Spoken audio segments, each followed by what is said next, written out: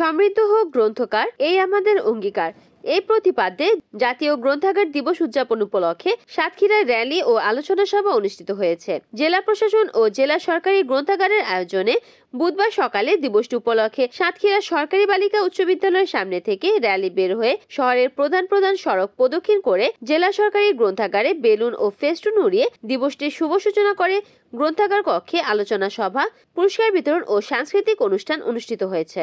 আলোচনা সভায় প্রধান অতিথি হিসেবে উপস্থিত ছিলেন অতিরিক্ত জেলা প্রশাসক রিপন বিশ্বাস।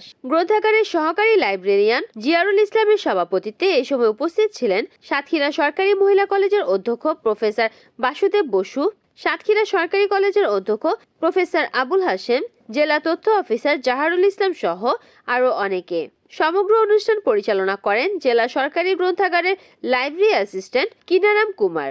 এ সময় শ্রেষ্ঠ 6 পাঠককে টেস্ট প্রদান, চিত্রাঙ্কন ও আবৃত্তি সহ বিভিন্ন প্রতিযোগিতায় মোট 26 জন বিজয়ীদের মাঝে পুরস্কার বিতরণ করা হয়। রিপোর্ট করেছেন সাতক্ষীরা প্রতিনিধি আব্দুর রশিদ, NN টিভি।